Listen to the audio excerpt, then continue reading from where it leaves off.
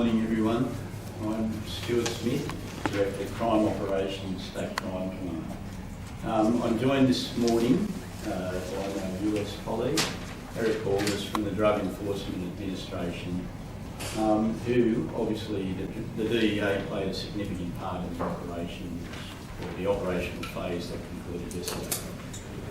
I'm here to discuss the arrest of three Sydney men who were involved in a conspiracy to import 450 kilograms of isophenamide and further a conspiracy to import 300 kilograms of cocaine. 12 months ago, Strike Force Connaught 2 commenced operations, and they were greatly enhanced, the Organised Crime Squad, by our partner agencies, Australian Criminal Intelligence Commission, the New South Wales Crime Commission, the Australian Federal Police, and certainly our US associates. That Strike Force investigation undertook the investigation with tenacity and patience, and as a result of intelligence, we worked with partner agencies to conduct a seizure in Panama itself. With the assistance of the US DEA, obviously Panama authorities, and supervised by Australian Federal Police officers, 313 kilograms of isophenamide was seized from a container. Further inquiries and investigations were undertaken, and obviously our partner agencies played a big part, and as a result, yesterday at 11 a.m, two individuals, two males aged 64 and 60, were arrested attending a storage facility at Alexandra. As a result of that arrest, soon after, members of the Tactical Operations Unit also arrested a 37-year-old Coogee man, and the three individuals remain in custody. That then initiated the next phase of the operation, and we carried out search warrants at Zetland, Lilyfield, Coogee Regents Park.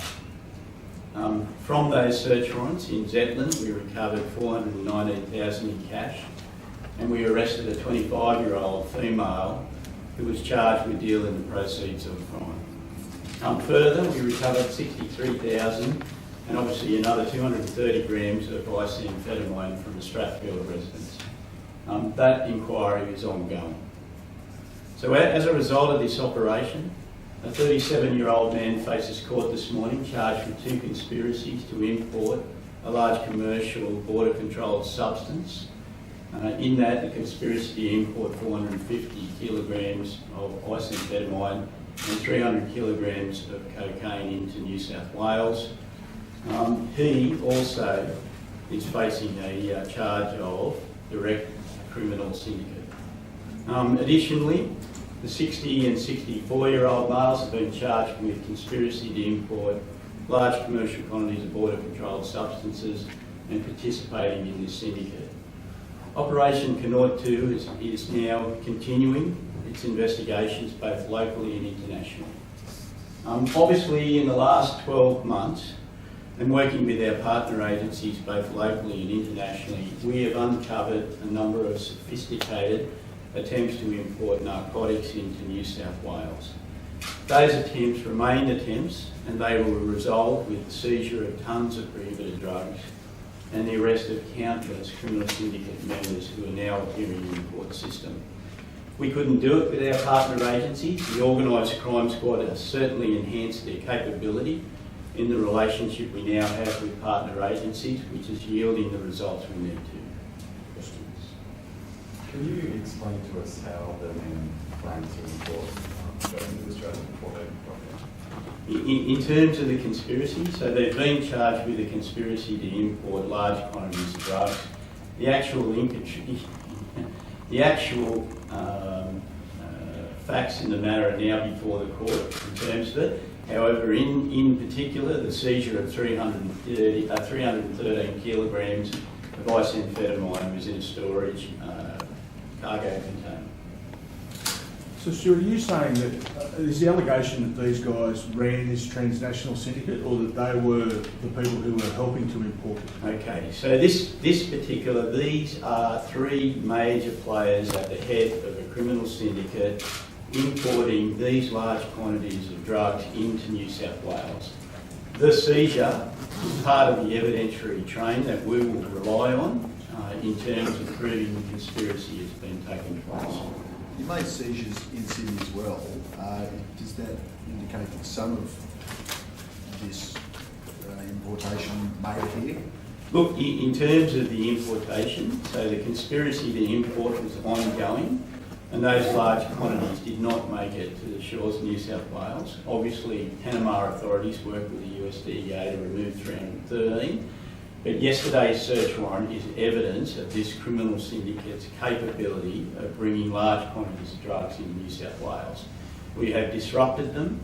We have removed the three major players at the top of the Australia or New South Wales tree, and Connaught 2 will continue to undertake this kind of work through the Organised Crime Squad. The place in Alexandria where the two men were arrested, is that part of their operation?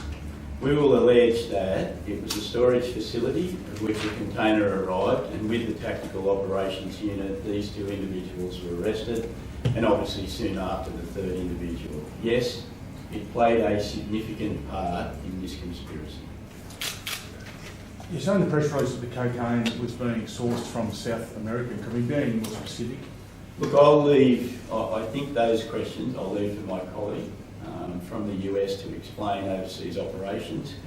We will allege, obviously, that the biamphetamine was from a Mexican connection and the cocaine was from a Colombian connection, but I will leave specific questions about overseas operations to my colleague. Do you know how long they've been operating this syndicate? Look, what I can say is Connaught 2 was established 12 months ago, and we were acting under significant intelligence from ACIC and other partner agencies to target these individuals.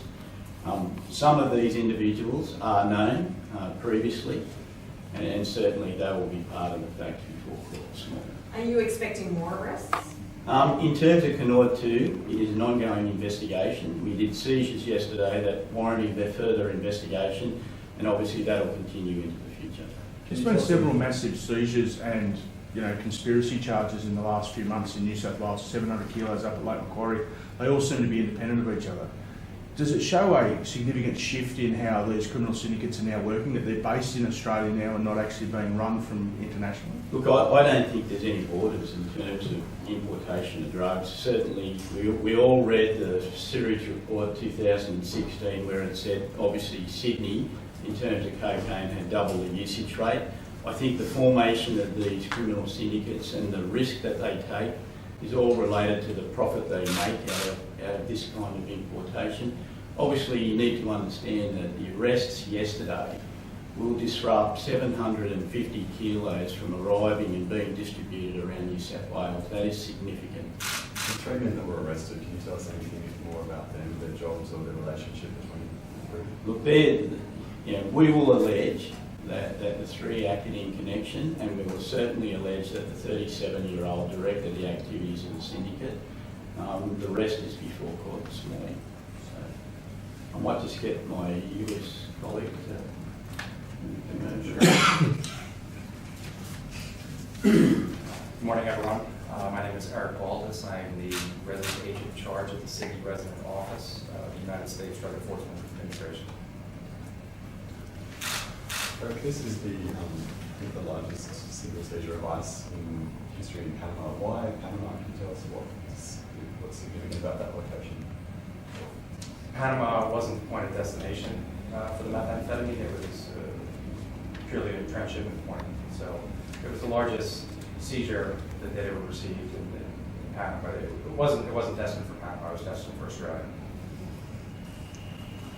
How did three guys in Australia managed to pull all this together? It's a huge amount of drugs.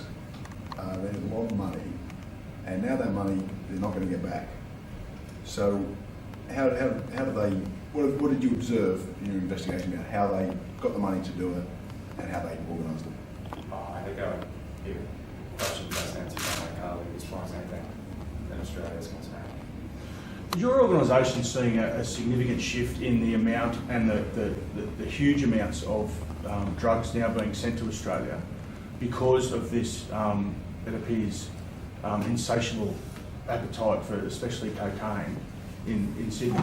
Has your organisation seen a significant shift in that?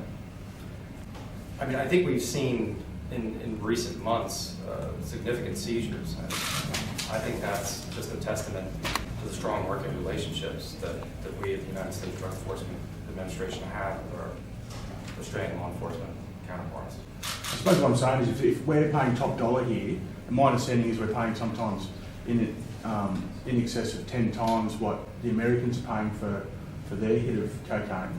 Obviously that makes it more attractive to the traffickers to actually bring it to Australia, and is that some evidence that your organisation has seen?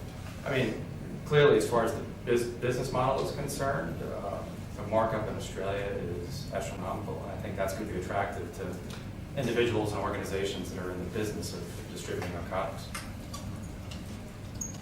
How many officers from your team would have worked on this investigation? DEA has a fairly significant global footprint. We have over 90 offices in 70 countries. This particular investigation, it was our counterparts in Mexico and Panama that assisted us with this investigation. So were you able to talk to us about the conspiracy for the cocaine, the source of that? Was that Mexico or was it Colombia? It would have been Colombia. You happy? Good. Thank you. Thank you.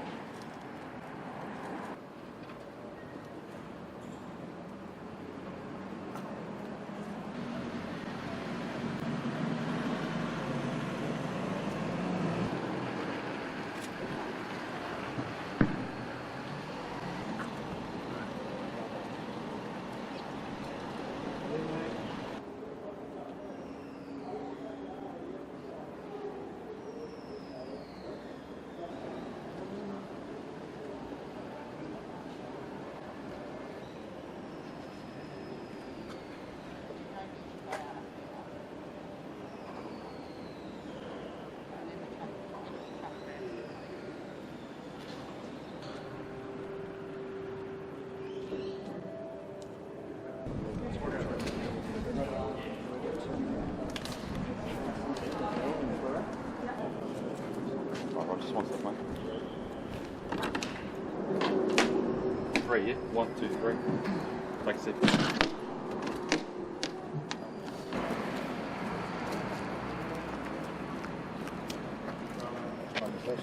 On the first, slide back. Slide back. Slide back.